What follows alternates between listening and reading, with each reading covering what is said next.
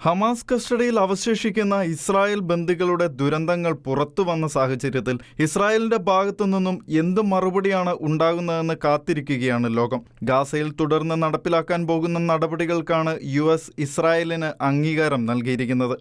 സർക്കാരിന്റെ പച്ചക്കൊടി ലഭിച്ചതിന്റെ അടിസ്ഥാനത്തിൽ ഇസ്രായേൽ ഗാസ പാളിയിൽ ശക്തമായ സൈനിക നടപടികൾ ആരംഭിക്കാൻ തയ്യാറാവുകയാണ്. കൂടാതെ ഗാസയുടെ ചില ഭാഗങ്ങൾ താൽക്കാലികമല്ലാത്ത വിധത്തിൽ സംയോജിപ്പിക്കാനോ ശാശ്വതമായ അധിനിവേശത്തിലേക്ക് ഇസ്രായേൽ നീങ്ങാനുള്ള സാധ്യതയുണ്ടെന്ന് ഇസ്രായേൽ ഉന്നത വൃത്തങ്ങൾ സൂചിപ്പിക്കുന്നു.